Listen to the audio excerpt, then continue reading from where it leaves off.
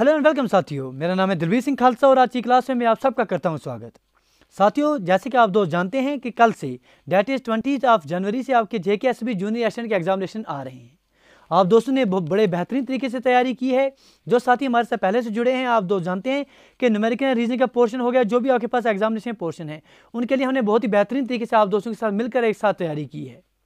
तो अभी सर आज का लास्ट आपके पास दिन है, तो लास्ट दिन में हमने आपके साथ वोट किया था कि हम आप दोस्तों के साथ पूरे का पूरा जो न्यूमेरिकल रीजनिंग के सारे कंसेप्ट्स हैं उन्हें कोशिश करेंगे सर एक ही क्लास में पूरी की पूरी रिवाइज करने की। इनमें सर हम क्वेश्चंस नहीं कर रहे हैं, क्वेश्चंस आप ऑलरेडी बहुत सारे सीख चुके हैं, सिर्फ आपके एक माइंड को जो है एक ओवरव्यू दे देंगे सर क्वेश्चंस किस तरह के आते हैं, किस तरह से आपने कर लेने हैं। तो पूरे के पूरे टॉपिक्स सबका एक रिविजन आपके साथ हो जाएगा। कुछ ही समय की ये क्लास रहेगी, तो आप दोस्त अपने साथियों के साथ लिंक को शेयर कर दीजिए ताकि और साथी हमारे साथ जुड़ पाएँ। तो चलिए सर बिना किसी देरी के स्टार्ट कर रहे हैं। चलिए सर पहला टॉपिक से बात करते हैं। सर स्टार्ट से ही परसेंटेज से बात करते हैं। ठीक है जी, चलिए परसेंटेज से बात करते हैं। परसेंटेज में बेसिकली आपने करना क्या है सर, कोई भी क्वेश्चन आपके पास परसेंटेज में आता है। बेसिकली पहले हमने आपको जो सिखाई हुई है, जो आपने परसेंटेज फ्रैक्शन जो अगर आपको याद हैं, जैसे आपके पास जो भी इंपॉर्टेंट परसेंटेज फ्रैक्शंस हैं जो अगर आपको कुछ मैक्सिमम याद होती हैं, 20% की आपके पास वैल्यू 1/5 आ रही है सर, 25% की वैल्यू 1/4 आ रही है। ये चीज़ें अगर आपको याद है तो जहाँ जहाँ आपको ज़रूरत लगी क्वेश्चन में सीधा सीधा ये उपयोग कर लीजिए। लेकिन आपने जो है बिल्कुल सर रिस्ट्रिक्टेड नहीं रहना है कि हमें सर अगर नहीं आएगी याद करना नहीं है सर किसी वैल्यू की आपको वैल्यू, तो आपने परेशान नहीं हो जाना है। क्यों नहीं हो जाना है? क्योंकि आपके लिए जो एग्जामिनेशन है वहाँ आप एक किसी क्वेश्चन के 1 मिनट का टाइम दे सकते हैं।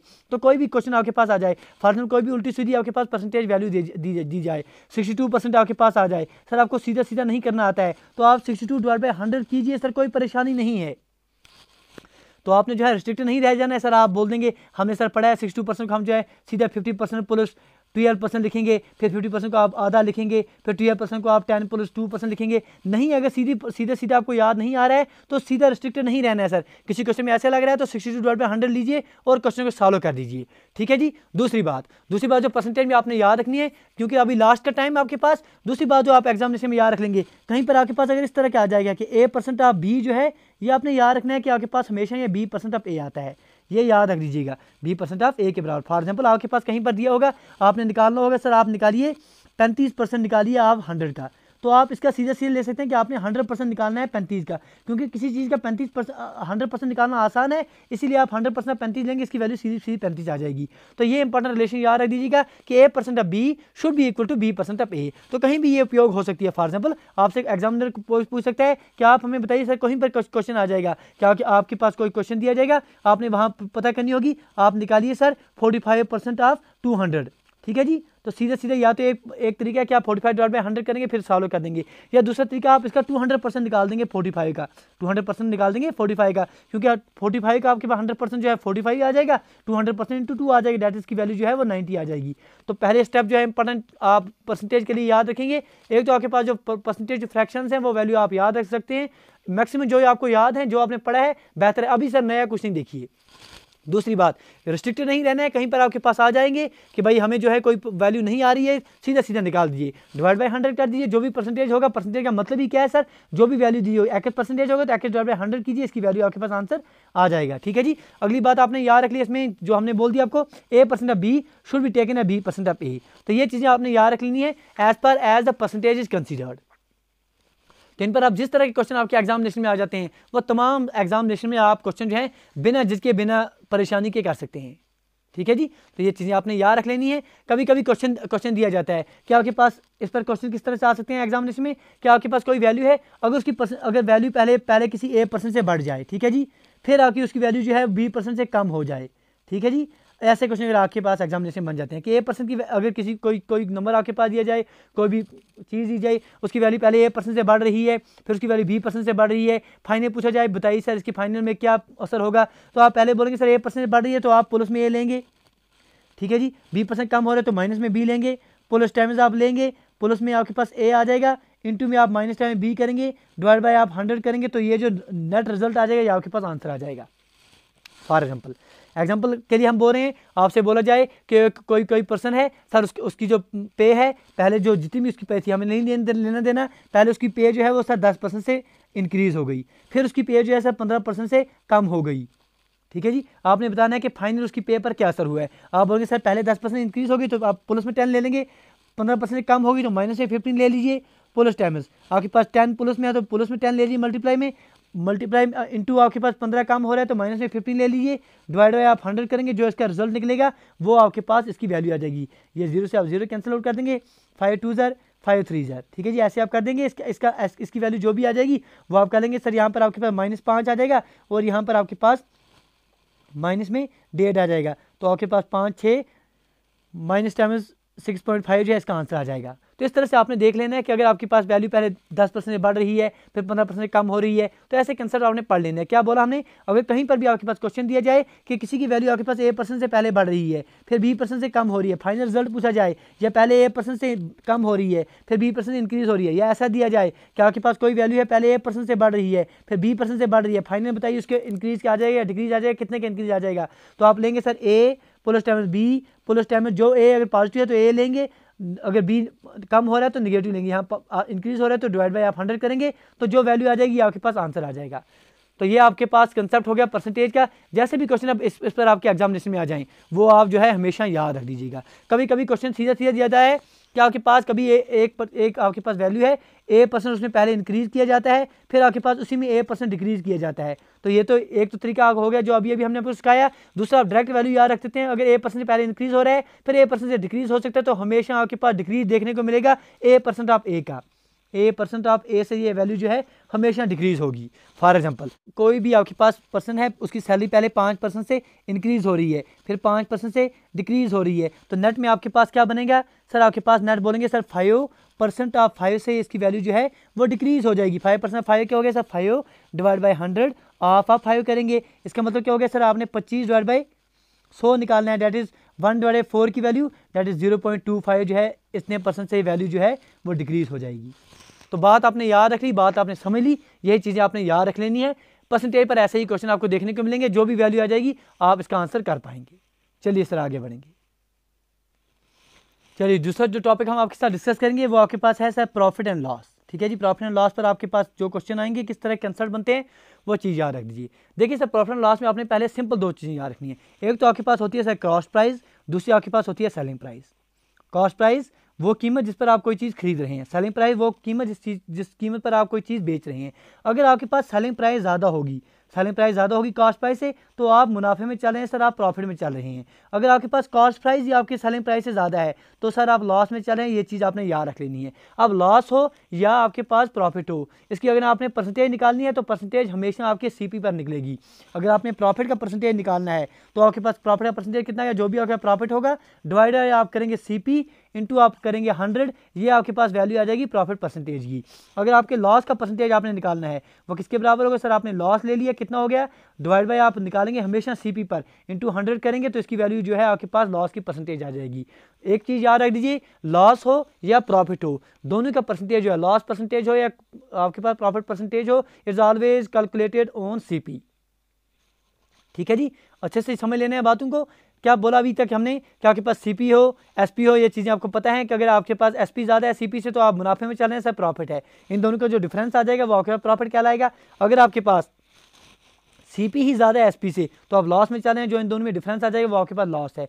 अभी आपने अगर परसेंटेज निकालनी हो, प्रॉफिट परसेंटेज निकालनी हो, जो भी अगर प्रॉफिट आ जाएगा उसको आप डिवाइड बाय CP करेंगे इंटू 100 करेंगे तो आप जो है प्रॉफिट परसेंटेज निकाल देंगे। इस तरह से अगर आपने लॉस परसेंटेज निकालना हो तो लॉस परसेंटेज किसके बराबर होगा सर, लॉस कितना हो रहा है आपको डिवाइड बाय CP इंटू आप 100 करेंगे तो ये आपके पास लॉस परसेंटेज आ जाएगा।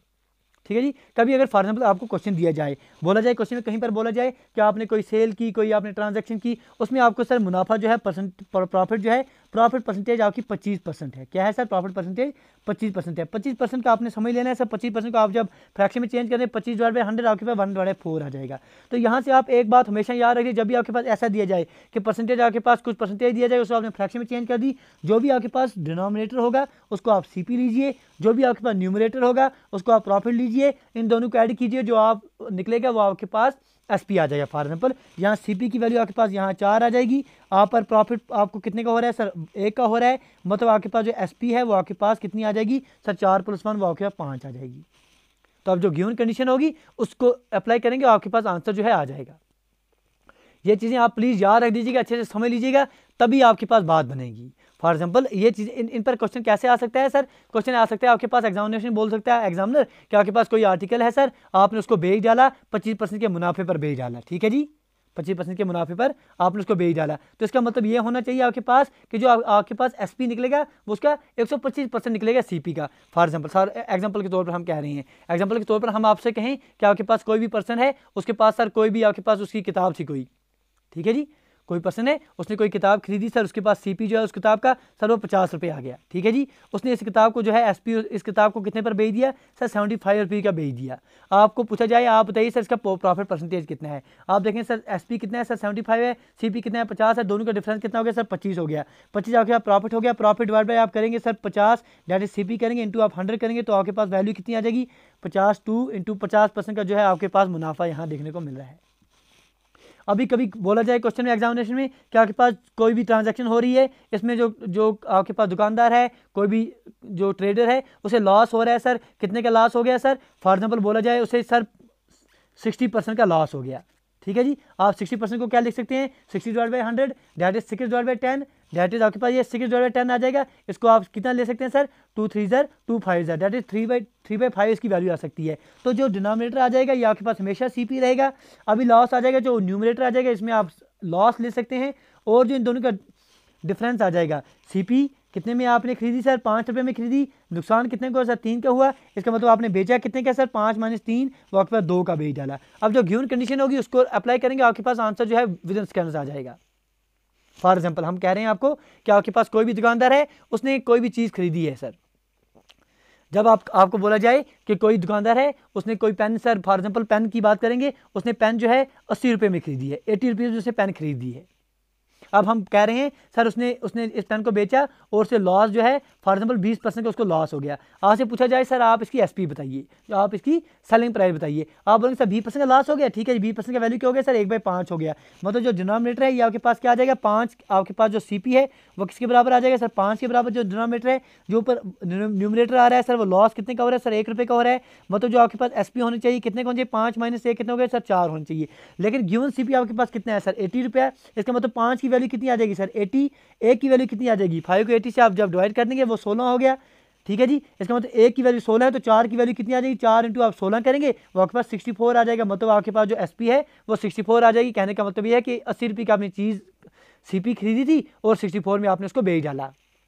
प्लीज़ बात समझिए, ऐसे क्वेश्चन को आपने कर लेना है। या अब किसी स्टूडेंट को ऐसा नहीं आता है तो सर मजबूरन आपने आपको रिस्ट्रिक्ट नहीं करना है, कर दीजिए सर बेसिक तरीके से, अपने आप को जो है रिस्ट्रिक्ट नहीं कर देना है कि सर हमें नहीं आता है ऐसे परसेंटेज करना, ऐसे फ्रैक्शन में चेंज करना, तो कोई बात नहीं है। हमने आपको बोला सर सीपी इसकी आई थी सर, सीपी किसी चीज़ को आपने खरीदी थी 80 रुपये में खरीदिया था, आपको लॉस हो गया था 20% का, आपने इससे क्या निकालना था? एसपी निकालना था। तो आप लेमैन की तरह सोचेंगे सर आपको 20% का नुकसान हो गया, मतलब आपने बेचा होगा 80% पर ही, आपने 80% की वैल्यू निकालनी है। 80 डिवाइड बाई 100 इंटू आपने 80 निकालना है। तो यहाँ से 1 0, यहाँ से 1 0, यहाँ से 1 0, यहाँ से 1 0 खत्म। 8 8 64, ये भी आपके पास आंसर आ जाएगा।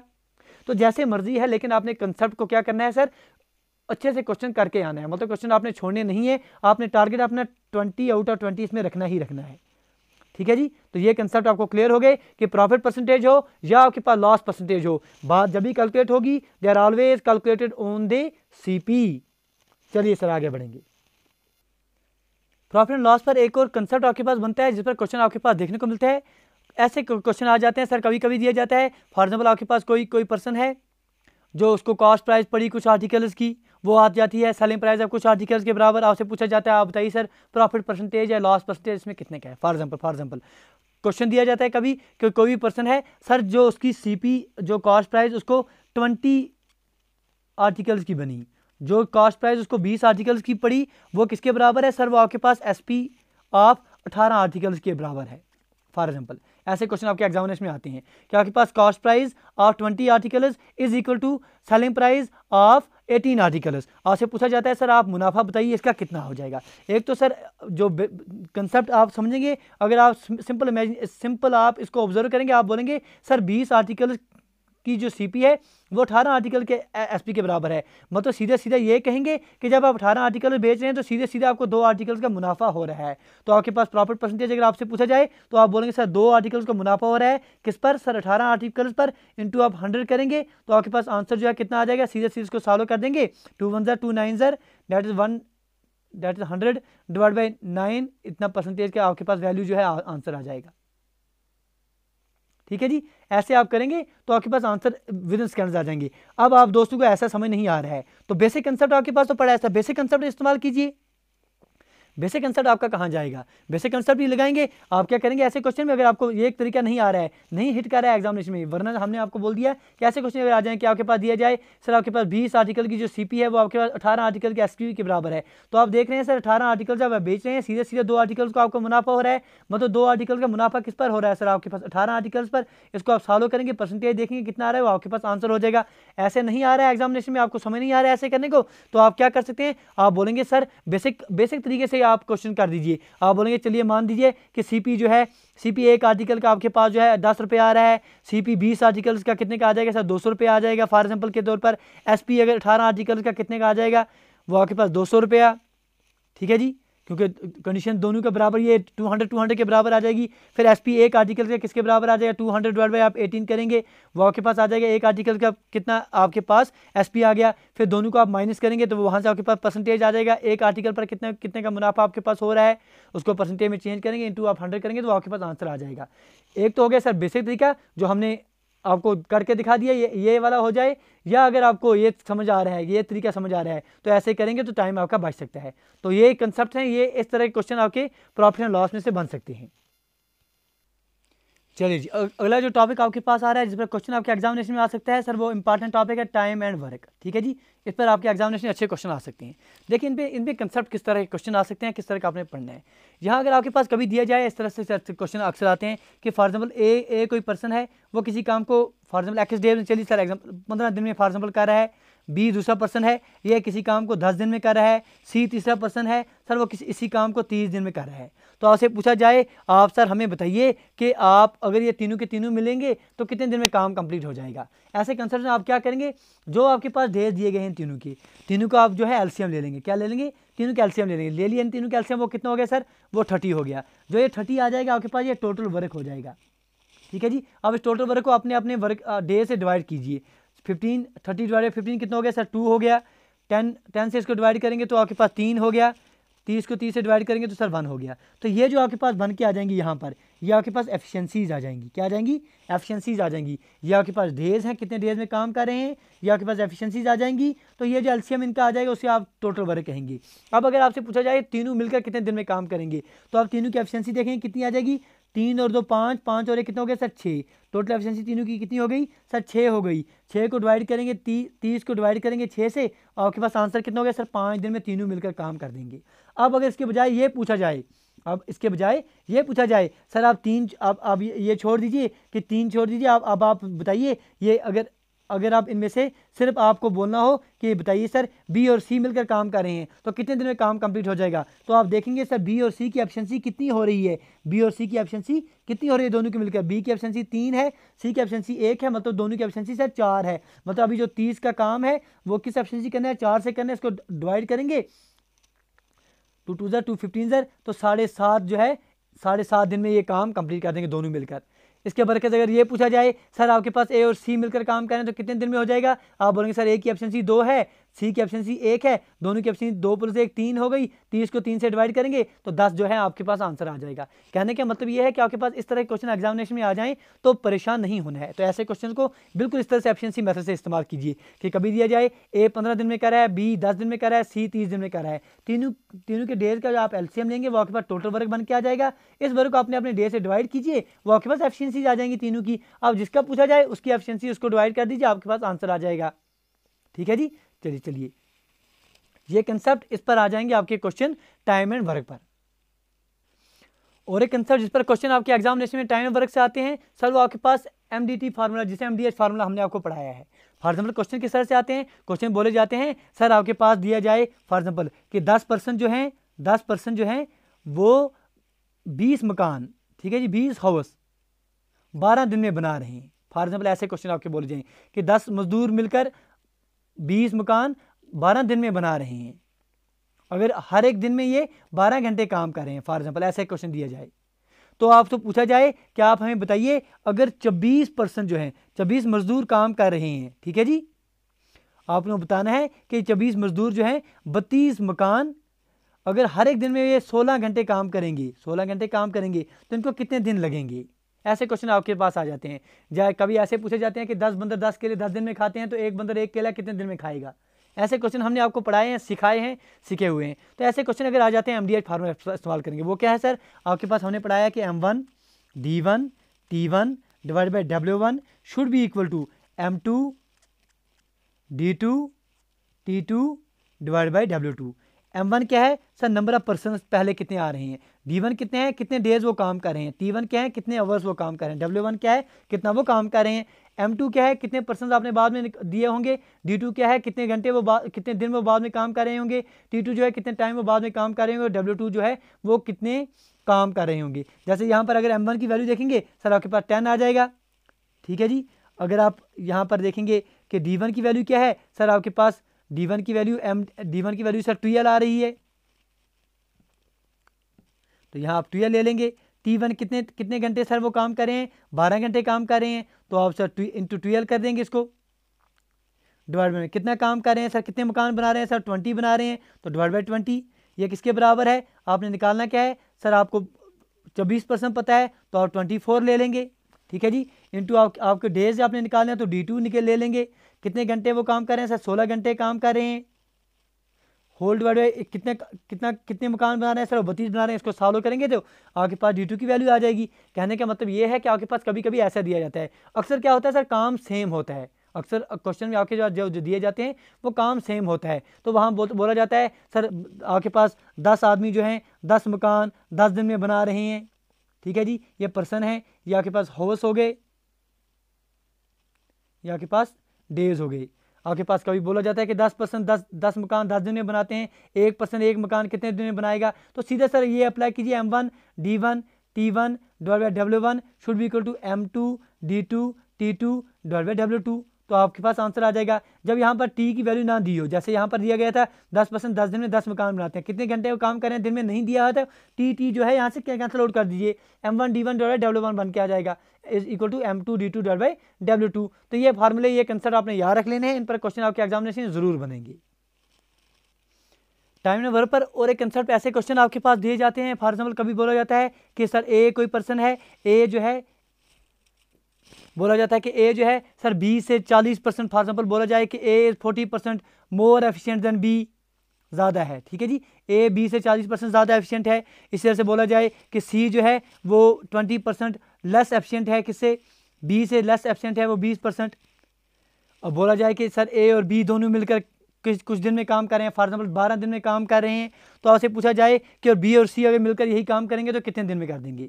तो ऐसे कंसेप्ट के लिए आपने क्या करना है सर, आप बोलेंगे सर फॉर एग्जाम्पल ए जो है बी से 40% ज़्यादा एफिशिएंट है, 40% की वैल्यू क्या होती है सर, 40% का मतलब क्या हो गया, 40% का मतलब हो गया, क्योंकि 20% का मतलब हो गया 1/5, 40% का मतलब क्या हो गया सर 2/5, 2/5। बोला गया है कि सर ए और बी की अगर एफिशिएंसी आप निकालेंगे इस कंसेप्ट में, ए जो है बी से 40% ज़्यादा एफिशिएंट है, मतलब बी की वैल्यू अगर 5 आ जाएगी तो ए से 2 ज़्यादा है, मतलब 5 + 2 कितने हो गए सर 7 आ जाएगा। इस तरह से सी और बी में एफिशिएंसी आपके पास बोली गई है, सी और बी की एफिशिएंसी अगर बोला जाए, बोला गया है कि सी एफिशिएंसी जो है 20% कम है, सर 20% की वैल्यू क्या होती है सर 1/5 होती है। मतलब क्या है, मतलब अगर बी की एफिशिएंसी जो है वो 5 है तो सी की एफिशिएंसी 5 - 1 कितना हो गया सर 4 आ जाएगी। लेकिन यहाँ पर आपने क्या करना है, अब बी की एफिशिएंसी यहाँ 5 है, यहाँ 5 हो गया, सी की एफिशिएंसी यहाँ 4 होगी, यहाँ 7 हो गई, मतलब इनकी एफिशिएंसी जो है ए बी और सी की कितनी आ जाएगी 7:5:4, 7:5:4 जो है 7:5:4, इन तीनों की एफिशिएंसी आ सकती है आपके पास ए बी और सी की। अब आपसे कोई भी कुछ भी पूछा जाए, आपसे बोला जाए, दिया जाए क्वेश्चन में फॉर एग्जांपल कि ए और बी जो है दोनों मिलकर काम 12 दिन में काम कंप्लीट कर रहे हैं, सर अगर 12 दिन में काम कंप्लीट कर रहे हैं, इन दोनों की एफिशिएंसी कितनी है सर, ए और बी की 7 + 5 कितने हो गए सर 12 हो गए, मतलब एफिशिएंसी इंटू डेज आप करेंगे तो आपका टोटल वर्क कितना आ जाएगा सर 144। ये याद रख दीजिएगा सर, एफिशिएंसी इंटू डेज ये किसके बराबर आ जाएगा, ये आपके पास हमेशा टोटल वर्क के बराबर आ जाएगा। यहाँ पर आपने कह दिया सर टोटल एफिशिएंसी किया तो टोटल वर्क आपके पास आ गया 144। अब आपसे पूछा जाए सर बी और सी ये कितने कितने दिन में ये मिलकर काम करेंगे, तो आप बोलेंगे सर बी और सी की एफिशिएंसी कितनी है, 4 5 + 4 कितना हो गया सर 9। इसका मतलब 144 काम जो है किस किस किस एफिशिएंसी करना है, आपने 9 से करना है। तो 144 / 9 करेंगे वो कितना हो गया सर 16 हो गया। मतलब बी और सी मिलकर जो है इस काम को 16 दिन में कर देंगे। सर क्वेश्चन इसलिए हम आपको दिखा रहे हैं ताकि आपको जो है आइडिया मिल जाए क्वेश्चन किस तरह से एग्जामिनेशन आते हैं। ऐसे क्वेश्चन अगर आ जाएं सर ए जो है बी से 40% ज़्यादा एफिशिएंट है, सी जो है बी से 20% कम एफिशिएंट है, बोला जाए सर ए और बी दोनों मिलकर जो है किसी काम को 12 दिन में कर रहे हैं, बी और सी कितने दिन में कर देंगे। तो इस कंसेप्ट के लिए आपने अच्छे से समझ लेना है कि जो आपके पास कंसेप्ट दिया गया है उसको आप अप्लाई करेंगे, आपके पास आंसर जो है चुटकी में आ जाएगा। ठीक है जी, ऐसे आप करेंगे। सर नहीं आ रहा है ऐसे, बेसिक तरीका अप्लाई कर दीजिए कि ए बी और सी का आपके पास दिया जाएगा कि अगर आपके पास ऐसा नहीं आ रहा है, ऐसे करने में मुश्किल हो रही है तो रिस्ट्रिक्टेड नहीं रहना है ऐसे क्वेश्चन में। आपने बोल देना है, आपको बोला जाए फॉर एग्जाम्पल कि ए जो है 40% ज़्यादा है बी से, मतलब आपके पास ये ए हो गया, ये बी हो गया, ये सी हो गया। ए जो है अगर फॉर एग्जाम्पल आपने सी की एफिशिएंसी 100 ले ली है तो बोला गया है कि बी जो है इससे 20% कम है, तो आप इसकी एफिशिएंसी कितनी आ जाएगी। अगर आपके पास फॉर एग्जांपल बोला जाए कि आपके पास अभी क्वेश्चन हम बोल रहे हैं फॉर एग्जांपल कि बी जो है सी से इसकी एफिशिएंसी जो है, दूसरा क्वेश्चन है सर ऐसे बोल रहे हैं कि बी की एफिशिएंसी जो है सी से 20% सर कम आ रही है। ठीक है जी, 20% कम आ रही है तो इसकी वैल्यू कितनी आ जाएगी सर इसकी 80 आ जाएगी। आगे बोला जाए कि ए की एफिशिएंसी जो है वो आपके पास सी से 10% ज़्यादा है तो आपके पास इसकी वैल्यू 110 आ जाएगी। इस तरह से भी आप कर सकते हैं, लेकिन जो तरीका हमने आपको दिखाया है इस तरह से करेंगे तो आपके पास आंसर चुटकी में बन जाएंगे। चलिए सर आगे बढ़ेंगे। चलिए एक और कंसेप्ट जिस पर आपके पास टाइम वर्क पर क्वेश्चन बन सकता है सर, वो आपके पास एंड और का कंसेप्ट आ सकता है। फॉर एग्जांपल एंड और का मतलब क्या है सर, एंड और का कंसेप्ट, इस पर क्वेश्चन आपके एग्जामिनेशन बन सकते हैं। फॉर एग्जांपल क्वेश्चन बोला जाए कि आपके पास सर फॉर एग्जांपल बोला जाए कि 30 वुमेन और 24 मैन जो हैं किसी काम को 12 दिन में कंप्लीट कर रहे हैं। 18 मैन और ये बोला जाए सर 30 वुमेन और बोला जाए बीच में कि 30 वुमेन और 24 मैन जो है किसी काम को फॉर एग्जाम्पल सर 12 दिन में काम कंप्लीट कर रहे हैं। 18 आदमी अगर ये काम कर रहे हैं, इनके साथ साथ अगर 40 वुमेन एक साथ मिलकर काम कर रहे हैं तो ये जो है कितने दिन में काम को कंप्लीट कर देंगे। ये ऐसे क्वेश्चन आपसे पूछे जाएं तो आप क्या करेंगे सर, सिंपल तरीका जो हमने आपको दिखाया है ये ट्रिक इस्तेमाल करेंगे sir, days divide by and divide by और, ये याद रख दीजिए। ऐसे आप क्वेश्चन जो है इस तरह क्वेश्चन विद इन सेकंड्स कर पाएंगे। इस तरह क्वेश्चन अभी कभी आपके एग्जामिनेशन दिए जाएं एंड और पर, फॉर एग्जांपल दिया जाए कि 30 वुमेन या और बीच में दिया जाए 24 आदमी जो है किसी काम को 12 दिन में कर रहे हैं। फिर अगला स्टेटमेंट आपसे पूछा जाए, आप हमें बताइए 18 आदमी और 40 वुमेन कितने दिन में कर पाएंगे। तो इन कंसेप्ट में आप क्या करेंगे sir, days divide by and by और लगाएंगे। सर यहाँ का कंसेप्ट क्या मतलब, डेज का मतलब क्या है सर, डेज यहाँ कितने दिए हैं, फॉर एग्जाम्पल कितने दिन में कर रहे हैं सर 12 दिन में कर दिए हैं तो 12 आप ले लेंगे डेज के बदले डिवाइड बाय। एंड में आप देखेंगे सर, एंड में आपके मैन कितने हैं सर 18 है, एंड में आपके मैन कितने हैं 18 हैं डिवाइड बाय। और में आपके पास मैन कितने हैं, और में आपके पास मैन यहाँ पर कितने हैं 24 हैं तो आप डिवाइड कर देंगे इसको 24 से। पुलिस टाइम्स आपके पास एंड में वुमेन कितने दिए गए हैं, एंड में वुमेन आपके पास 40 दिए गए हैं तो आप 40 लिखेंगे, डिवाइड बाय आप कर देंगे कि और में आपके पास वुमेन कितने दिए गए हैं, और में आपके पास वुमेन जो है वो आपके पास 30 दिए गए हैं तो 30 डिवाइड करेंगे तो जो इसका रिजल्ट निकलेगा वो आपके पास रिक्वायर्ड आंसर होगा। ठीक है जी, तो जो भी इसका आंसर निकलेगा, तो जो भी आंसर निकलेगा, चलिए 144 डिवाइड बाय 25 इसका आपके पास आंसर आ जाएगा। तो अब कंसेप्ट हमने क्या बोला आपको, सिर्फ आप याद रखिए कहीं पर आपके पास ऐसा क्वेश्चन एग्जामिनेशन में आ जाता है जहां पर दिया जाए फॉर एग्जांपल आपको बोला जाए 4 गोट्स और 6 शीप कैन ग्रेज ए, ऐसे बोला जाए सर कि 4 गोट्स और बीच में बोला जाए 4 गोट्स और 6 शीप जो है ये किसी मैदान को ग्रेज करें 50 डेज में 50 डेज में। ठीक है जी, आगे बोला जाए आपसे, आप बताइए 2 बकरियां 2 गोट्स एंड 9 शीप इस फील्ड को कितने दिन में ग्रेज करेंगी। तो आपके पास फार्मूला क्या आ जाएगा सर, डेज में क्या है सर 50 आप लिखेंगे, whole divide by and divide by और। एंड में आपके पास बकरियां कितनी हैं सर 2 हैं, और में आपके पास बकरियां कितनी हैं सर 4 हैं। प्लस में आप लेंगे एंड में आपके पास शीप कितने हैं सर 9 हैं, और में आपके पास शीप कितने हैं सर 6 हैं। इसको सॉल्व करेंगे तो आपके पास आंसर होगा। यह तरीका याद रख दीजिएगा, एग्जामिनेशन में बहुत बेनिफिट देगा। चलिए आगे बढ़ेंगे। चलिए जी, अगला टॉपिक जिस पर क्वेश्चन आपके एग्जामिनेशन में आएंगे सर वो आपके पास कौन सा है, वो आपके पास एवरेज है। एक तो है सर बेसिक तरीका। चलिए बेसिक तरीके से क्या कंसेप्ट आते हैं इस पर। एवरेज का मतलब क्या है सर, अर्थमेटिक मूवी पूछा जाए, आपके पास एवरेज पूछा जाए, आप क्या करेंगे sir, sum of observation divided number of observation. Average का मतलब क्या है सर, आपके पास जो भी ऑब्जर्वेशन होंगे उनका आप सम करेंगे, सम ऑफ ऑब्जर्वेशन जो भी जितने भी दिए होंगे उनका सबका सम करेंगे, डिवाइड बाय आपके पास नंबर ऑफ ऑब्जर्वेशन होंगे। ये कंसेप्ट आपके पास। फॉर एग्जाम्पल आपके पास बोले जाए सर, आपके पास कुछ नंबर्स हैं, जैसे आपके पास इस तरह से दिया जाए, ये आपके पास 2 हो गया, 5 हो गया, 6 हो गया, 8 हो गया, 7 हो गया, ठीक है जी। ये आपके पास कुछ नंबर दिए जाएं, तो पूछा जाए आपसे कि आप इसका जो है कितना क्या निकालें, we have to find the average of this number. तो आप इन सबको ऐड कर देंगे, 8 और 8 16 हो गए, 15 15 6 हो गए, 21 22 23 24 25 26 27 और 28। आपके पास सम कितना आ जाएगा सर, 28 आ जाएगा। डिवाइड बाय 1 2 3 4 और 5 डिवाइड बाय 5 करेंगे, जो आपके पास रिजल्ट होगा वो आपके पास आंसर आ जाएगा। तो sum of observation divided number of observation, ये आपके पास सिंपल कंसेप्ट हो गया एवरेज निकालने का। इस पर किस तरह के क्वेश्चन आपके एग्जामिनेशन में आते हैं वो आपने देख लेने हैं, वो आपने समझ लेने हैं, क्योंकि उन क्वेश्चन को जो है बड़े बेहतरीन तरीके से आपने समझना है। जो भी क्वेश्चन इस पर आ जाएगा उसको आपने कर लेना है, ठीक है जी, ठीक है। चलिए सर, क्वेश्चन किस तरह के आ सकते हैं सर। एक तो क्वेश्चन कुछ ऐसे आ सकते हैं कि आपके पास कुछ नंबर दिए जाएंगे, ठीक है जी, कुछ नंबर दिए जाएंगे, उनमें एक नंबर मिसिंग होगा, उन सब का आपके पास एवरेज दिया जाएगा, आपसे पूछा जाएगा फाइंड द मिसिंग नंबर। ये सिंपल क्वेश्चन हो सकता है, इस पर आ सकते हैं। फॉर एग्जांपल के तौर पर आपके पास आ सकता है सर, आपके पास कुछ नंबर दिए जाएं, जैसे आपके पास फॉर एग्जांपल हम ले लेते हैं सर 21, आपके पास एग्जांपल के लिए 21 23 26, या आपके पास 3 और एक नंबर ले लेते हैं सर कोई x, for example x unknown number है। इन सब का एवरेज अगर आपसे पूछा जाए सर 25 है, आपसे पूछा जाए एक्स की वैल्यू निकालें। एक तो सर बेसिक तरीका है, सबको आप ऐड कर देंगे, डिवाइड बाय आप 1 2 3 4 कर देंगे, वो 25 के बराबर निकल के आ जाएगा। दूसरा, जिन दोस्तों ने हमारी क्लासेस देखी है उनके लिए सर ये बात है, उनके लिए क्या कहेंगे सर, डिविएशन का मेथड इस्तेमाल कीजिए। आप देखिए सर, सबका एवरेज कितना है, सबका एवरेज 25 है, तो ये 25 से कितना कम आ रहा है सर, माइनस में 4 है।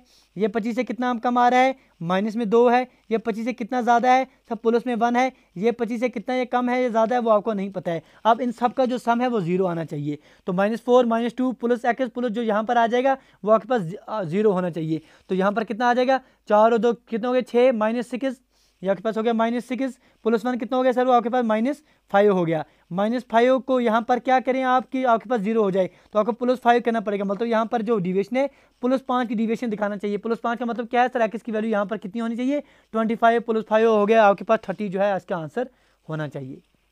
बताइए सर, ये डिविएशन का मेथड समझ आ रहा है। जिन दोस्तों ने किया है बेहतर है, उनको मुबारक है। जिन्होंने नहीं सीखा है सर, प्लीज़ सर बेसिक तरीके से ही कीजिए, कोई परेशानी कोई सर रिस्ट्रिक्शन नहीं है।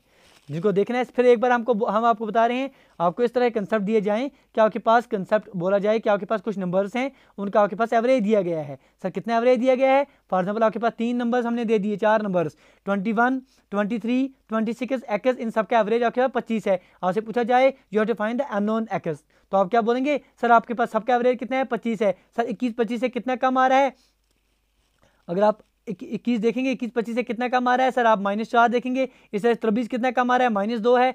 26 कितना ज़्यादा है सर, +1 है। तो यहाँ ये एक्स कितना ज़्यादा है कितना कम आपको नहीं पता है। अब इन सब का सम जो है वो 0 के बराबर होना चाहिए। तो ये 4 2 कितने हो गए 6, 6 + 1 कितना हो गया सर -5, इसका मतलब -5 यहाँ पर क्या होना चाहिए सर, +5 होना चाहिए, तभी इसकी वैल्यू 0 होगी। मतलब यहाँ पर डिविएशन +5 की होनी चाहिए। 25 + 5 आप करेंगे तो 30 पर पहुँच जाएंगे, ये करेक्ट आंसर आ जाएगा।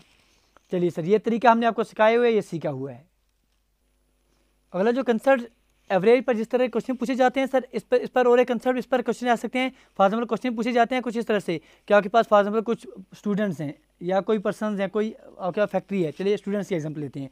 फॉर एग्जाम्पल आपके पास 150 स्टूडेंट्स टोटल हैं, 150 स्टूडेंट्स हैं। इनमें से आपके पास फॉर एग्जाम्पल कुछ आपके पास इसमें बॉयज़ हैं, कुछ आपके इसमें से गर्ल्स हैं, ठीक है जी। कुछ बॉयज़ होंगे इसमें से, कुछ आप इसमें से गर्ल्स होंगे। ये जो 150 स्टूडेंट्स हैं इनका अगर आप एवरेज फॉर एग्जाम्पल वेट ले लेते हैं या एवरेज मार्क्स कुछ एग्जामिनेशन में क्वेश्चन आ जाए, तो फॉर एग्जाम्पल इन 150 स्टूडेंट को जो एवरेज वेट अगर बोला जाए, फॉर एवरेज वेट इनका जो है 60 kg आ रहा है 150 स्टूडेंट्स का। इनमें से कुछ बॉयज़ हैं आपके पास, कुछ गर्ल्स हैं। बॉयज़ का जो एवरेज वेट फॉर एग्जाम्पल बोला जाए कि आपके पास फॉर एग्जाम्पल 70 kg का इनका एवरेज वेट है बॉयज़ का। गर्ल्स का एवरेज वेट जो है वो आपके पास 55 kg का गर्ल्स का एवरेज वेट पूछा जाए, बोला जाए यहाँ से। तो आपसे पूछा जाए आप हमें बताइए इसमें नंबर ऑफ बॉयज़ कितने हैं या नंबर ऑफ गर्ल्स कितने हैं, तो ऐसे ही क्वेश्चन आपके एग्जामिनेशन में आते हैं, ठीक है जी। तो इन क्वेश्चन को कैसे किया जाता है, एक तो अगर सर बेसिक तरीका आप करेंगे सर एक्स लेकर करेंगे तो आप आंसर कर देंगे। दूसरा जो तरीका है आसान सबसे बेस्ट तरीका वो है डिविएशन का इस्तेमाल करके। आप देखिए सर हमने आपको क्या पढ़ाया हुआ है वो आपने कंसेप्ट देखना है कि हम बोलेंगे इस ऐसे क्वेश्चन में आप क्या करेंगे सर, कुछ भी हो सकता है क्वेश्चन में, यहाँ वेट की जगह पर मार्क्स हो सकते हैं या यहाँ फैक्ट्री दिया जा सकता है, इस फैक्ट्री में कुछ वर्कर्स हैं कुछ ऑफिसर्स हैं उनका सैलरी दी जा सकती है, कुछ भी हो सकता है, कहने का क्वेश्चन कुछ भी हो सकता है, लेकिन पैटर्न सर यही रहेगा। पैटर्न क्या होगा सर, आपके पास कुछ स्टूडेंट्स हैं, फॉर एग्जांपल 150 स्टूडेंट्स हैं या 150 एम्प्लॉइज़ हैं, उनकी अगर आपके पास 60,000 आपके पास पे आ रही है, उनमें से कुछ वर्कर्स हैं कुछ ऑफिसर्स हैं, वर्कर्स जो हैं उनकी 55,000 उनकी पे आ रही है, जो ऑफिसर्स उनकी 70,000 पे आ रही है। पूछा जाएगा कितने वर्कर्स हैं कितने लेबर्स हैं, या ऐसे क्वेश्चन आ सकते हैं कि 150 स्टूडेंट्स हैं। चलिए इस एग्जांपल से ही क्लियर कीजिए, सारे के सारे कंसेप्ट क्लियर हो जाएंगे।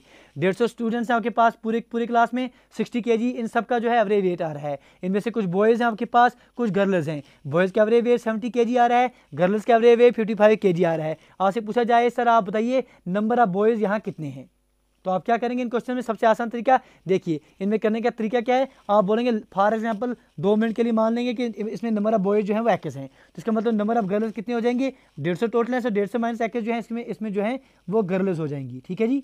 आप देखिए आप डिविएशन मेथड क्या अप्लाई करेंगे कि सबका एवरेज कितना है सर 60 है, बॉयज़ का एवरेज कितना है सर 70 है, मतलब बॉयज़ का एवरेज 60 से कितना ज़्यादा है सब पुलिस में 10 डिविएशन दिखाएगा, 10 का डिविएशन दिखाएगा। टोटल बॉयज़ कितने सर 21 हैं, तो टोटल कितने का डिविएशन दिखाएंगे पुलिस 10 इंटू 21। इस तरह से गर्ल्स की बात करेंगे सर, गर्ल्स का जो एवरेज वेट है वो कितना है, 55 है, टोटल एवरेज कितने का है 60 का है, मतलब गर्ल्स का एवरेज वेट जनरल एवरेज से कितना कम है सर 5 कम है, माइनस का 5 डिविएशन 1 दिखाएगा, टोटल गर्ल्स कितने हैं सर 150 माइनस 5। ठीक है जी। अब इन दोनों को that is 10 x plus 10 is minus x minus 5 into this very term, इन दोनों को आप ऐड करेंगे, इन दोनों को आप ऐड करेंगे, इसकी वैल्यू आपके पास 0 होनी चाहिए, डिविएशन आपके पास 0 आना चाहिए, इसको आप ऐड कीजिए, जो वैल्यू आपके पास आ जाएगी वो 0 होना चाहिए, यहाँ से सॉल्व करेंगे, यहाँ से एक्स की वैल्यू आपको चुटकी में बन के आ जाएगी। ठीक है कंसेप्ट समझ आ गए, हम जो है सॉल्व करने पर यहाँ टाइम बर्बाद नहीं करेंगे, कंसेप्ट ऐसे ही आएंगे आपके एग्जामिनेशन में, बिल्कुल हूबहू ऐसे ही कंसेप्ट आएंगे। आपसे बोला जाएगा चलिए इसको थोड़ा चेंज कर देते हैं, इस पर क्वेश्चन थोड़ा, इस पर कैसे क्वेश्चन आ सकते हैं, क्वेश्चन आ सकता है सर एक फैक्ट्री है उसमें आपके पास 150 एम्प्लॉइज़ हैं। ठीक है 150 एम्प्लॉइज़ हैं इसमें काम करने वाले, इन 150 एम्प्लॉइज़ का क्या दिया गया है सर, 150 एम्प्लॉई की जो एवरेज पे है वो आपके पास 60,000 है। ठीक है जी, अच्छी बात है सर। इनमें से आपके पास कुछ जो हैं कुछ आपके पास ऑफिसर्स हैं या आपके पास ऑफिसर्स हो गए, कुछ आपके पास जो हैं सर वर्कर्स हैं, वो सर मजदूर हैं, वो लेबर्स हैं। ठीक है जी। जो आपके पास ऑफिसर्स हैं उनकी जो एवरेज पे है वो आपके पास 70,000 आ रही है महीने की, जो आपके पास मजदूर हैं सर उनकी जो एवरेज पे है वो महीने की सर 50,000 आ रही है। आपसे पूछा जाए सर इसमें ऑफिसर्स कितने हैं इसमें मजदूर कितने हैं, ये आपको पूछा जाए तो आप क्या करेंगे सर, आपको हमने तरीका दिखा दिया, ये करेंगे आप बोलेंगे सर चलिए 2 मिनट के लिए आप मान लेंगे ऑफिसर इसमें 21 हैं, लेबर्स कितने आ जाएंगे 150 माइनस 21 आ जाएंगे। अब देखिए ऑफिसर की पे कितनी है सर 70,000 है, जनरल सबकी एवरेज कितनी आ रही है 60 आ रही है, मतलब ऑफिसर की इसके 10,000 ज़्यादा आ रही है, एक ऑफिसर की 10,000 आ रही है, टोटल ऑफिसर कितने हैं 21 हैं, तो टोटल डिविएशन कितने का आ जाएगा 10x का आ जाएगा। इसी तरह से लेबर्स की बात करेंगे, एक लेबर की जो पे है वो 5,000 कम आ रही है एज कम्पेयर टू एवरेज, इसका मतलब टोटल लेबर्स कितने हैं 150 माइनस एक्स, तो सबकी कम कितनी आ जाएगी 150 माइनस एक्स इंटू 5 इतनी कम आ जाएगी, -5 लेंगे माइनस में लेंगे, मतलब ये डिविएशन जो है कम आ रहा है निगेटिव आ रहा है। इन दोनों को ऐड करेंगे 10x plus 10 -5 into 150 minus x, इसको सॉल्व कीजिए तो आपके पास आंसर जो है विद इन सेकंड एक्स की वैल्यू 50 आ जाएगी, मतलब आपके पास जो ऑफिसर्स हैं वो 50 हैं और जो आपके पास इसका मतलब यह है जो लेबर्स होंगे वो कितने आ जाएंगे 150 माइनस 50, लेबर्स आपके 100 आ जाएंगे। तो सिर्फ ऐसे ही क्वेश्चन आपके एग्जामिनेशन में एवरेज एंड मीन में से देखने को मिलेंगे। चलिए सर आगे बढ़ेंगे।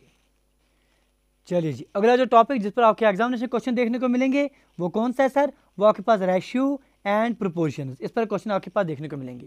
अक्सर अगर इसमें से क्वेश्चन आएगा तो सर मोस्ट प्रोबेबल क्वेश्चन आने के चांस जो हैं वो आपके पास मिक्सचर्स में से हैं। ठीक है जी, आपके पास दिए जाते हैं सर मिल्क वाटर के मिक्सचर्स हो गए, कैरोसिन ऑयल के मिक्सचर हो गए, इस तरह के क्वेश्चन आपके एग्जामिनेशन में देखने को मिलते हैं। तो उनके लिए आपने कंसेप्ट बिल्कुल सटीक कंसेप्ट याद रखने हैं। फॉर एग्जाम्पल आपके क्या याद रखने हैं, आपके पास कोई कंटेनर दिया जाए, ठीक है जी, एक कंटेनर, सर चलिए इसको मिटा देते हैं पहले। चलिए एक कंटेनर फॉर एग्जांपल ये आपके पास एक कंटेनर दिया जाए, इसमें सर मिल्क है, इसमें सर वाटर है, इसका मिक्सचर मौजूद है। फॉर एग्जांपल 2 मिनट के लिए ले लिया सर, चलिए सर ये जो क्वांटिटी है ये आपके पास 40 लीटर के एक मिक्सचर है। ठीक है जी, 40 लीटर का मिक्सचर है, इसमें जो मिल्क और वाटर है, फॉर एग्जांपल आपके पास मिल्क जो है और जो वाटर है, मिल्क इसमें 5 5:3 के रेशियो में मौजूद है। मिल्क और वाटर से 5:3 के रेशियो में मौजूद है। इसमें से आपने कुछ क्वांटिटी अगर बाहर ले ली, फॉर एग्जांपल 24 लीटर इसमें से आप बाहर ले रहे हैं, तो ख्याल रखिएगा निकलेगा भी उसी रेशियो में जिस रेशियो में मौजूद होगा कि मिल्क और वाटर जो है इसमें सर 5:3 के रेशियो में मौजूद है, तो निकलेगा भी 5:3 के रेशियो में ही। 5:3 के रेशियो का मतलब कहने का ये है कि 5 3 8 की वैल्यू कितनी आ जाएगी सर? 8 की वैल्यू आपके पास 40 आ जाएगी, 1 की वैल्यू आपके पास 5 आ जाएगी, मतलब 5 की वैल्यू क्या है सर? ये 25 लीटर इसमें मिल्क होगा, और 3 की वैल्यू 3 × 5 आपके पास 15 लीटर जो है इसमें पानी होगा। ऐसे आपने कंसेप्ट समझ लेना है कि आपके पास कभी ऐसा दिया जाए, ऐसा दिया जाए कि आपके पास एक कंटेनर दिया है, इसमें सब मिल्क और वाटर है, 40 लीटर के इसमें जो है मिक्सर दिया गया है, इसमें मिल्क और वाटर का जो रेशियो है ये मिल्क हो गया, ये वाटर हो गया, 5:3 का रेशियो है। इसका मतलब ये है कि 5 + 3 आप करेंगे सर 8 हो गया, 8 यूनिट्स की वैल्यू कितनी हो गई सर? टोटल कितना दिया गया? 40 दिया गया है, मतलब 1 यूनिट की वैल्यू आपके पास 5 आ जाएगी, 1 यूनिट 5 के बराबर आ जाएगी। इसका मतलब 5 यूनिट किसके बराबर आ जाएगा? 5 × 5 25 लीटर सर इसमें मिल्क आ जाएगा, और 3 के बदले क्या आ जाएगा? 3 × 5 15 लीटर जो है इसमें आपके पास पानी आ जाएगा। ये कंसेप्ट आपने समझ लेना है, ये आपने याद रख लेना है। अब यहाँ पर क्या बात हो रही है? यहाँ आपके पास एक कंटेनर है, उसमें 40 लीटर का मिक्सचर है, उसमें से आपने फॉर एग्जाम्पल 24 लीटर बाहर निकाल दिए। जो निकलेगा सर, निकलेगा भी इसी रेशियो में। निकालने के बाद भी जो क्वांटिटी बचेगी, जो यहाँ पर क्वांटिटी बचेगी, फॉर एग्जाम्पल निकाल दिया आपने 5:3 के रेशियो में, डेट इज जो निकलेगा 5 और 3 कितने हो गए? 8। अब 8 की वैल्यू यहाँ 24 हो गई, 8 की वैल्यू 24 हो गई, 1 की वैल्यू 3 हो गई, मतलब ये 5 की वैल्यू कितनी हो गई सर? 15 लीटर हो गई, और 3 की वैल्यू यहाँ पर 9 लीटर हो गई, मतलब 15 लीटर इसमें से मिल्क बाहर निकल गया, 9 लीटर इसमें से पानी बाहर निकल गया। बचा कितना सर? मिल्क बच गया यहाँ 25 में से आपके पास 15 लीटर निकल गया, तो 10 लीटर मिल्क बच गया। पानी कितना बचा सर? 15 लीटर पहले थे, 9 लीटर बाहर निकल गए, तो बचे कितने सर? 6 लीटर बच गए। तो रेशियो कितना है फिर भी? 2 5 2 3 पहले रेशियो कितने था? 5:3, और बाद में रेशियो कितना है सर? 5:3। तो पहले भी जो आपके पास रेशियो था, बाद में वही रेशियो निकलेगा भी इसी रेशियो में। क्या बात बोली हमने? प्लीज़ याद रख लीजिए, हमने बोला कि आपके पास कोई भी कंटेनर हो, इसमें से कोई भी रेशियो आपके पास मिल्क और वाटर का दिया जाए, x/y के रेशियो में मौजूद है, इसमें से जो आप निकालेंगे निकलेगा उसी रेशियो में, x/y के रेशियो में ही। निकालने के बाद भी आपके पास जो क्वांटिटी बचेगी वो फाइनल में भी आपके पास उसी रेशियो में मौजूद होगी जिस रेशियो में पहले थी। Until and unless you are adding something into it, तब तक कोई चीज़ आप इसमें ऐड नहीं करते हैं, तब तक इसकी वैल्यू जब पहले थी वही रेशियो बाद में भी रहेगा। 50 लीटर का आपके पास मिक्सचर दिया गया है मिल्क और वाटर का, इसमें से कुछ क्वांटिटी आपने बाहर निकाल दी। मिल्क इसमें सर 5:4 के रेशियो में आपके पास मिल्क और वाटर रेशियो मौजूद था, जो निकालेंगे आप वो भी 5:4 के रेशियो में निकलेगा। निकालने के बाद भी जो क्वांटिटी बचेगी वो 5:4 के रेशियो में ही मौजूद होगा, until unless you are adding something into it. ठीक है जी, चलिए आगे बढ़ेंगे। चलिए जी, एक और कंसेप्ट जिस पर आपके पास क्वेश्चन आ सकता है, इसी मिक्सचर पर किस तरह के क्वेश्चन आते हैं रेशियो प्रोपोर्शन को लेकर। फॉर एग्जाम्पल आपको दिया जाए कि आपके पास एक कंटेनर है, ठीक है जी, आपके पास कंटेनर हो गया, इसमें आपके पास कुछ मिक्सचर है मिल्क और वाटर का, इसमें मिल्क एंड वाटर मौजूद है। किस रेशियो में? फॉर एग्जाम्पल 2 मिनट के लिए बोला जाए कि इसमें जो मिल्क है, मिल्क और वाटर का रेशियो मौजूद है, मिल्क इसमें और वाटर, मिल्क इसमें अगर 4:3 के रेशियो में इसमें मौजूद है। अच्छी बात है। फिर बोला जाए इसमें से आपने क्या काम किया सर? कुछ क्वांटिटी इसमें से आपने बाहर ले ली, ठीक है। फॉर एग्जाम्पल 14 लीटर जो है इस मिक्सर का आपने बाहर ले लिया, 14 लीटर इसमें से आपने बाहर ले लिया। तो 14 लीटर निकालने के बाद आपने जितना आपने निकाला बाहर मिक्सचर, उतना ही पानी जो है उतना वाटर आपने ऐड कर दिया, उतना वाटर जैसे 14 लीटर का आपने पानी ऐड कर दिया। और ऐसा करने से जो आपके पास रेशियो है मिल्क और वाटर का वो चेंज हो गया, क्योंकि इसमें पानी अब ज़्यादा हो गया, 3:4 का रेशियो बन गया। आपसे पूछा जाए कि इनिशियल क्वांटिटी या मिक्सचर जो है वो आप बताइए। एक तो कैसा बेसिक तरीका आप एक्स लेकर कर सकते हैं, बहुत अच्छे। दूसरा तरीका हम कंसेप्ट आपको बोल रहे हैं, अच्छे से आप समझिए क्या करेंगे इन क्वेश्चन में, आसान किस तरह से बनाएंगे। आपके पास क्वेश्चन दिया जाए कि आपके पास से सर एक कंटेनर है, उसमें मिल्क और वाटर किसी रेशियो में मौजूद है, ठीक है जी। इसमें मिल्क है, उस वाटर है, मिल्क और वाटर का रेशियो 4:3 का मौजूद है इनिशियली। इसमें से आपने 14 लीटर जो है बाहर निकाल दिया मिक्सचर, और इसके बाद आपने 14 लीटर से पानी डाल दिया। अगर पानी नहीं डाला होता तो फाइनल में रेशियो जो है 4:3 ही बचता, लेकिन चूंकि आपने पानी डाल दिया इसमें, अब रेशियो जो है 3:4 बन गया। अब आपसे पूछा जाए, आप हमें बताइए भाई साहब, इनिशियली इसमें कितना पानी था, इनिशियली इसमें कितना मिल्क था। तो ऐसे क्वेश्चन को आप क्या करेंगे? ऐसे क्वेश्चन के लिए आपने बिल्कुल अच्छे से समझना है, कंसेप्ट समझ लेना है कि आपको हमने बोल दिया सर आपके पास मिल्क और वाटर का रेशियो जो है ये आपके पास, चलिए एक सेकेंड, ये हमने इसको मिल्क लिख लिया, ये आपके पास वाटर है। मिल्क और वाटर का रेशियो अगर इनिशियली आपके पास फार्मूला 4:3 का है, इसमें से ये जब आप उठाया आपने 14 लीटर इसमें से बाहर ले लिया, ले गए 14 लीटर बाहर। निकालने के बाद भी हमने आपको पढ़ाया कि निकालने के बाद भी रेशियो कितना रहेगा सर? 4:3 का रेशियो भी रहेगा आफ्टर रिमूवल। निकालने के निकालने के बाद भी आपके पास रेशियो जो है चेंज नहीं होगा, 14:3 करेगा until unless you are adding something. जब आपने फिर 14 लीटर में पानी ऐड कर दिया, 14 लीटर्स में इसमें आपने वाटर ऐड कर दिया, तो इसकी वजह से आपके पास रेशियो क्या हो गया चेंज, 3:4 का रेशियो चेंज हो गया। लेकिन आप तो सर पढ़े लिखे हैं, आप तो दिमागदार आदमी हैं, आप बोलेंगे सर आपने ऐड क्या किया, सिर्फ आपने वाटर ऐड किया, लेकिन मिल्क को आपने बिल्कुल भी नहीं छेड़ा। पानी ये जब आपने 14 लीटर निकाल दिया था, इसको निकालने के बाद आपके पास रेशियो क्या था, 4:3 का था। इसका मतलब आपके पास मिल्क कितना था, इसमें 4 यूनिट्स का था। अभी 3 यूनिट्स कहाँ से हो गया, सर आपने मिल्क को छोड़ा ही नहीं, तो मिल्क 4 से 3 क्यों हो गया, इसलिए इन दोनों को आपने बराबर करना है। तो यहाँ भी आप जो है 3 से मल्टीप्लाई कर देंगे, यहाँ आप 4 से मल्टीप्लाई कर देंगे, तो इसका मतलब जो है निकालने के बाद आफ्टर रिमूवल आपके पास रेशियो क्या बन के आ जाएगा, 3 4 12 3 3 9। निकालने के बाद आपके पास मिल्क और वाटर जो है 12:9 का रेशियो आ जाएगा। और 14 लीटर जब आपने पानी ऐड कर दिया उसके बाद आपके पास रेशियो जो है 4 3 12, मिल्क आपके पास 12 आ जाएगा और पानी आपके पास 16 आ जाएगा। ठीक है जी, यहाँ तक आप बात क्लियर हो गई। मतलब आपके पास जब आपने 14 लीटर बाहर निकाल दिए, उसके बाद आपके पास यहाँ 9 यूनिट्स का पानी था, फिर आपने 14 लीटर पानी ऐड कर दिया, ये 16 लीटर का 16 यूनिट्स का पानी बन गया। मतलब इन दोनों का जो डिफरेंस आ जाएगा 16 - 9, 16 - 9 वो कितना हो गया आपके पास, वो होगा आपके पास 7। ये जो 7 यूनिट्स है, ये 7 यूनिट के डिफरेंस क्यों आया है सर, इस 14 लीटर पानी की वजह से आया है। तो मतलब 7 यूनिट्स की वैल्यू कितनी है सर, 14 लीटर्स है, मतलब 1 यूनिट की वैल्यू कितनी आ जाएगी सर, 2 लीटर्स के बराबर आ जाएगा। मतलब पानी जब आपने 14 लीटर निकाल दिया, उसके बाद कितना बचा हुआ है आपके पास, 12 + 9 कितने हो गए सर, 21 यूनिट्स बचा हुआ है। 21 यूनिट्स आपके पास क्या बचा हुआ है सर, टोटल बचा हुआ है। ठीक है जी, 21 की वैल्यू कितनी आ जाएगी आपके पास, 21 × 2 आप करेंगे तो आपके पास ये 42 लीटर। इसका मतलब आपके पास फाइनल में 42 लीटर जो है टोटल बचा हुआ है 14 लीटर निकालने के बाद। जो 14 लीटर आपने निकाला था वो 14 लीटर ऐड कर देंगे तो आपके पास 56 लीटर का टोटल आपके पास मिक्सचर बन के आ जाएगा। ये ऐसा क्वेश्चन आपके एग्जामिनेशन में देखने को मिल सकता है। क्वेश्चन क्या था, क्वेश्चन किस कंसेप्ट क्या था, बिल्कुल सटीक कंसेप्ट था। आपके पास एक मिक्सचर दिया गया था, उसमें आपका मिल्क और वाटर मौजूद है। फॉर एग्जाम्पल के तौर पर हम आपको समझा रहे हैं ताकि कोई भी क्वेश्चन इस पर आ जाए आपसे छूटेगा नहीं। एग्जाम्पल के तौर पर हमने बोल दिया एक मिक्सचर है, उसमें मिल्क और वाटर मौजूद है, किस रेशियो में मौजूद है सर, मिल्क 4 यूनिट्स है, 4:3 के रेशियो में इसमें मौजूद है। अच्छी बात है सर।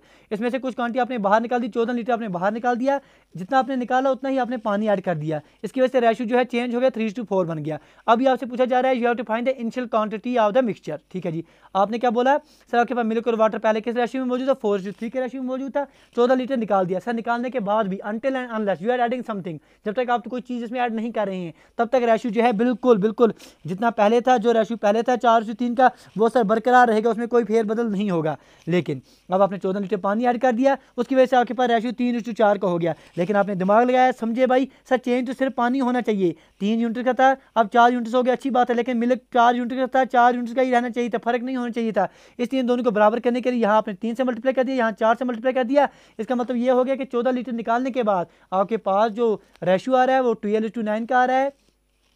जब आपने 14 लीटर पानी ऐड कर दिया इसमें तो रेशियो 12:16 का बन गया। मतलब आपके पास 9 - 16 - 9 डेट इज आपके पास 7 यूनिट जो डिफरेंस आ रहा है वो 14 लीटर पानी की वजह से आ रहा है। आपने ले लिया सर 7 की वैल्यू 14 लीटर हो गई, 1 की वैल्यू 2 यूनिट्स हो गई। मतलब जब आपने 14 लीटर निकाल दिया, पीछे कितना बचा था, 12 + 9 डेट 21 यूनिट्स का आपके पास मिक्सर बचा था। 21 यूनिट्स की वैल्यू कितनी होगी सर, 42 यूनिट्स हो गई। 42 यूनिट्स कब होगी, जब आपने 14 लीटर निकाल दिए थे। तो जब निकाले थे वो ऐड कर देंगे तो आपके पास टोटल क्वांटिटी कितनी बन के आ जाएगी, 56 लीटर आपके पास इनिशियली था। अगर पूछा जाए कि फाइनली क्वांटिटी कितनी है तो आप जो है सिर्फ 42 लीटर्स आंसर दे देंगे। तो ये आपके पास कंसेप्ट था रेशियो एंड प्रोपोर्शंस का। इससे बेहतर सर, इससे अच्छे से आपके पास क्वेश्चन नहीं आएंगे। चलिए सर आगे बढ़ेंगे। चलिए अगला टॉपिक जिस पर क्वेश्चन आएंगे आपके एग्जामिनेशन में वो है स्पीड, टाइम एंड डिस्टेंस। ठीक है जी, स्पीड, टाइम एंड डिस्टेंस के लिए सर बेसिक चीज़ आपने कुछ भी नया नहीं याद रखना है, वही बेसिक चीज़ जो आपने पढ़ी है। एक चीज़ सिर्फ एक फार्मूला याद रखिए, speed is equal to distance by time. सारे के सारे क्वेश्चन इस पर आप कर देंगे। ठीक है जी, जो आपको जहाँ पर जिस तरीके की जरूरत होगी वहाँ आप कर देंगे। सिर्फ कन्वर्जन पर याद रख दीजिएगा, कहीं पर आपके पास किलोमीटर पर आवर दिया जाता है जो कि छोटा यूनिट है एज कम्पेयर टू मीटर पर सेकेंड, कभी कभी मीटर पर सेकेंड दिया जाता है। ये कन्वर्जन याद रखिए। अगर आपके पास कभी दिया जाए ए किलोमीटर पर आवर में डेटा दिया जाए, इसको आपने छोटे यूनिट को आपने बड़े यूनिट में चेंज करना है तो आप 5/18 लेंगे। 5/18 इंटू आप ए करेंगे, वो आपके पास मीटर पर सेकंड में आ जाएगा। फॉर एग्जांपल कोई भी आपके पास जाए, फॉर एग्जांपल आपसे दिया जाए कि आपके पास 72 किलोमीटर पर आवर है, इसको आपने मीटर पर सेकंड में चेंज करना है। सर ऐसा क्वेश्चन तो नहीं आएगा, लेकिन क्वेश्चन आ जाएगा, उस क्वेश्चन में वैल्यूज अलग अलग होंगी, वहाँ आपको यूज़ करना पड़ सकता है इसको। तो 72 किलोमीटर पर आवर हो या आपने मीटर पर सेकंड में डेटा लेना हो तो क्या करेंगे सर, आप 72 आपके पास जो दिया गया है ए,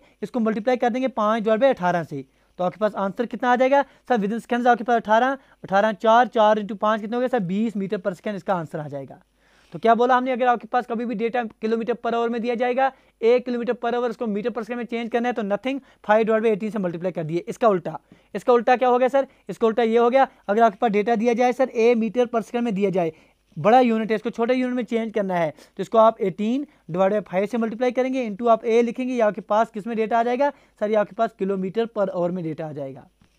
फॉर एग्जाम्पल आपसे बोला जाए सर आपके पास 25 मीटर पर सेकंड है, बड़ा यूनिट है, इसको छोटे यूनिट में चेंज कीजिए, किलोमीटर पर आवर में चेंज कीजिए, तो आप देखेंगे सर 25 इंटू 18/5 वो कितना हो गया, 5 वो कितना हो गया सर 90 किलोमीटर पर आवर जो है इसका आंसर आ जाएगा आपके पास।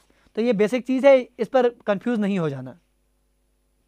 दूसरा कंसेप्ट इस पर क्वेश्चन देखने को मिलेगा वो है आपके पास सर, फॉर एग्जाम्पल कहें तो वो रिलेटिव स्पीड, अगर दो चीज़ें सर ए गाड़ी है, बी दूसरी गाड़ी है, अगर ये दोनों एक ही डायरेक्शन में चल रहे हैं, सेम डायरेक्शन में चल रहे हैं, ठीक है जी, सेम डायरेक्शन, अगर इसकी स्पीड जो है ए मीटर पर सेकंड है, इसकी स्पीड जो है बी मीटर पर सेकंड है, अगर सेम डायरेक्शन में चल रहे हैं तो जो आपके पास रिलेटिव स्पीड निकलेगी वो किसके बराबर होगी सर, ए माइनस बी मीटर पर सेकंड। अगर ए की स्पीड ज़्यादा है बी से, अगर बी की ज़्यादा है तो बी माइनस ए पर सेकंड। अगर रिलेटिव स्पीड आपने देखनी है एक ही डायरेक्शन में चल रहे हैं दोनों, तो ए माइनस बी मीटर पर सेकंड। अगर इसके बरकस ऐसा हो जाता है, सर जी कि आपके पास दोनों जो गाड़ियाँ हैं, फॉर एग्जाम्पल ए गाड़ी है, बी दूसरी गाड़ी है, इसकी स्पीड ए मीटर पर सेकंड है, इसकी स्पीड बी मीटर पर सेकंड है, ये गाड़ी इस तरफ चल रही है, ये गाड़ी इस तरफ चल रही है, मतलब अपोजिट डायरेक्शन में चल रही हैं, तो उस सूरत में जो आपके पास रिलेटिव स्पीड आ जाएगी वो किसके बराबर आ जाएगी सर, ए प्लस बी मीटर पर सेकंड। तो अपोजिट डायरेक्शन में चल रही हैं तो स्पीड ऐड हो जाएगी, अगर आपके पास सेम डायरेक्शन में चल रहे हैं तो आपके पास माइनस हो जाएगी स्पीड।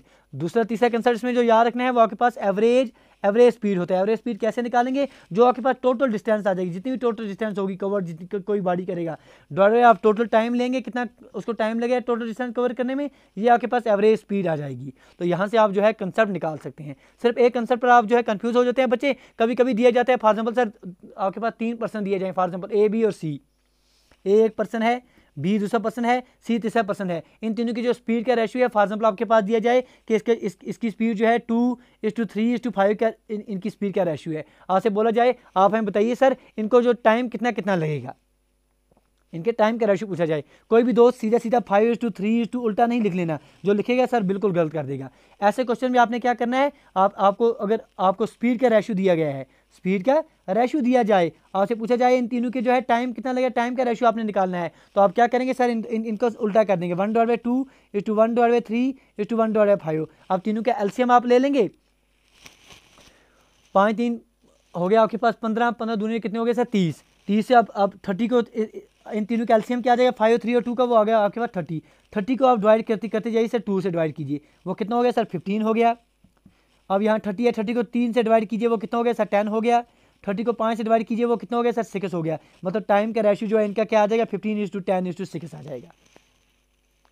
ये चीज़ आप याद रख लीजिए। सेम चीज़ आपके साथ स्पीड टाइम एंड डिस्टेंस में भी लग जाए, वो जो आपके पास टाइम एंड वर्क में भी लग जाएगा। अगर एफिशिएंसी का रेशियो तीनों का दिया जाए इस तरह से, एफिशिएंसी का रेशियो तीनों का ये दिया जाए, टाइम का रेशियो निकाला जाए, तो आपने ऐसे करना है कंसेप्ट, सीधा नहीं लिखने जाना है, सीधा ऐसे नहीं लिखना है। ए बी और सी 3 पर्सन हो, इनकी जो है आपके बोला जाए सर इनकी एफिशिएंसी जो है, इनकी एफिशिएंसी का रेशियो आपके पास 2:3:5 है। आपसे टाइम का रेशियो बोला जाए कितना टाइम लगेगा, सीधा 5:3:2 नहीं लिखना ना, ठीक है जी, ना क्या करेंगे सर, ये करेंगे जो हमने आपको बताया, 1/2 1/3 1/5, तीनों का एलसीएम ले लिया, वो कितना आ गया सर, वो आपके पास 30 आ गया। 30 को डिवाइड 2 से करेंगे सर 15 आ गया, 30 को डिवाइड 3 से करेंगे सर 10 आ गया, 30 को डिवाइड 5 से करेंगे 6 आ गया। मतलब 15:10:6 जो है इनकी जो है स्पीड टाइम का रेशियो आ जाएगा।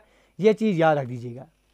अगर आपके ट्रेन पर क्वेश्चन आ जाए, speed time and distance train पर क्वेश्चन आ जाता है, कभी बोला जाए कि एक ट्रेन है वो किसी पोल को किसी पर्सन को किसी छोटी चीज़ को क्रॉस कर रही है, तो इसको क्रॉस करने में जो डिस्टेंस लगेगी उसी वो आपके पास जो लेंथ ऑफ ट्रेन होगी वही कंसीडर की जाएगी। इसके बरकस कभी ऐसा बोला जाए कि ट्रेन जो है किसी दूसरी ट्रेन को कवर कर रही है, ठीक है, कोई एक ट्रेन है उसकी लेंथ LA है, वो किसी दूसरी ट्रेन जो स्टेशनरी ट्रेन है उसको कवर कर रही है, उसको क्रॉस कर रही है, तो उसमें जो आपके पास टोटल डिस्टेंस लगेगी वो आपके पास LA plus LB, that is total distance आपके पास कितनी कवर होगी, distance of first train plus distance of second train. या ऐसा बोला जाए कोई ट्रेन है वो आपके पास किसी ब्रिज को कवर कर रही है, तो उसमें डिस्टेंस कितनी आ जाएगी, डिस्टेंस ऑफ ट्रेन की लेंथ जो अपनी है प्लस जो आपके पास ब्रिज की जो लेंथ होगी वो कंसीडर की जाएगी, टोटल लेंथ यहाँ निकल के आ जाएगी। ठीक है जी, ऐसे क्वेश्चन आपके एग्जामिनेशन में आएंगे तो बिल्कुल भी कंफ्यूज नहीं होना है। तो चलिए सर, ये आपके पास कुछ इंपॉर्टेंट कंसेप्ट थे जो हमने ज़रूरी समझे आपके पास करने के लिए। बाकी सर जो आपके पास बेसिक कंसेप्ट हैं नंबर सिस्टम के, नंबर सीरीज के, वो क्वेश्चन आपके आएंगे, वो आप अच्छे से कर लेना। चलिए एक कंसेप्ट में स्लॉग के लिए थोड़ा आपको बात कर देते हैं यहीं पर। चलिए स्टेटमेंट कंक्लूजन के बेसिस में आपके पास जो स्लॉगिज्म के क्वेश्चन आते हैं उनमें एक बात याद रखिए सर, जहाँ पर कंफ्यूज हो जाते हैं बच्चे वही बात आप पकड़ रहे हैं। अक्सर क्या होता है सर, अगर आपके पास कभी दिया जाए फॉर एग्जाम्पल ये आपके पास ए है, ठीक है जी, ये आपके पास बी है, ये आपके पास सी है, कहीं पर आपने बनाया, आपके पास जो डेटा दिया गया तो उसके मुताबिक आपके पास कुछ फिगर्स फॉर एग्जाम्पल ऐसी आ गई कि आपके पास all A is B, all B is C, इस तरह से दिया जाए। अगर कहीं पर ऐसा बोला जाए कि सारे का सारा सी जो है वो डी में नहीं जा रहा है, बोला जाए फॉर एग्जाम्पल बोला जाए all A is B, all B is C, no C is D, अगर बाहर से ही आपके पास निगेटिव आ जाए तो आप आंख बंद करके ये मान दीजिएगा कि नो बी इज डी, ये भी ठीक है, नो ए इज डी, ये भी ठीक है। मतलब अगर बाहर से ही इनकार है, अंदर बाहर से ही इनकार है कहीं कहीं जाने का, तो मतलब अंदर से जो है टोटल आप कंसेप्ट ले सकते हैं कि अंदर से भी इनकार आप ले सकते हैं।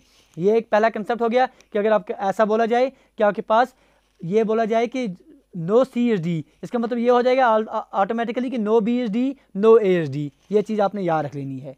जब आपके पास बाहर से ही इनकार हो गया तो आप जो है पूरे का पूरा कंसेप्ट मान सकते हैं कि अंदर वाले जो हैं वो सारे के सारे आ जाएंगे। ठीक है जी, अच्छे से आप समझ गए ये कंसेप्ट। इस पर आपके पास कंफ्यूजन हो सकती है तो दूर करनी है अपनी बात। चलिए आगे बढ़ेंगे। चलिए जी, दूसरा जो आप स्लॉगिज्म में याद रखेंगे, कहीं कभी आपको कभी दिया जाता है फॉर एग्जांपल दिया जाता है कंसेप्ट में कि only A is B. Sir इसका मतलब क्या है? इसका मतलब सीधा सीधा आप ले लेंगे ओनली ए इज़ बी। अगर आपके पास दिया जाए तो इसका मतलब ये होगा कि आपके पास ऑल बी इज़ ए आप लेंगे। क्या बोला हमने कि कहीं दिया जाए ओनली ए इज़ बी, इसका मतलब क्या होगा? इसका मतलब ये होगा कि ऑल बी, सारे का सारा बी जो है वो कहाँ है सर? वो सारे का सारा बी जो है वो ए में मौजूद है। फॉर एग्जाम्पल बोला जाए ओनली रिंग इज सॉन्ग, अगर ए जहाँ है एक जगह हम लिख रहे हैं sir for example only ring is ball, only ring is ball. इसका मतलब क्या हो जाएगा? इसका मतलब आपके पास हो जाएगा कि आपके पास ऑल बॉल इज रिंग। ठीक है जी, ये बात समझ गए तो याद रख दीजिएगा।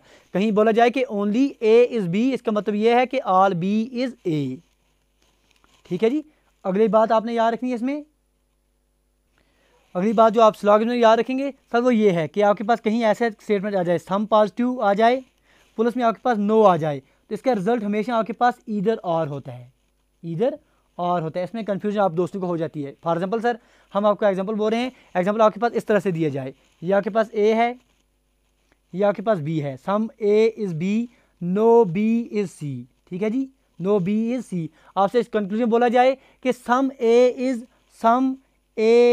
Is C. दूसरा बोला जाए, इसमें पहला कंक्लूजन ये है, दूसरा बोला जाए सम ए इज़ सी, बोला जाए दूसरा आपके पास नो ए इज़ सी।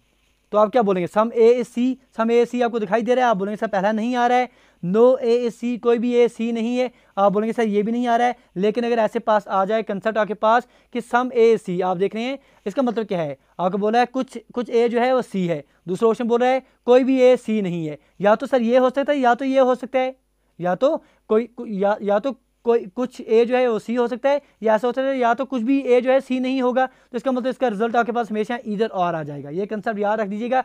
अगर आपके पास कहीं पर आप बना रहे हैं, बनते बनते आपके पास ये कंक्लूजन आ जाता है, यहाँ पर आप पहुँच जाते हैं, स्थिति यहाँ पर हो जाती है, कंक्लूजन में ये चीज़ें दी जाती हैं कि सम पॉजिटिव प्लस नो दिया जाता है। फॉर एग्जाम्पल सम ए आपके पास दिया जाता है, सम ए इज सी, आगे बोला जाता है कि नो ए इज सी। या तो सर पहला आएगा या तो सर दूजा आएगा।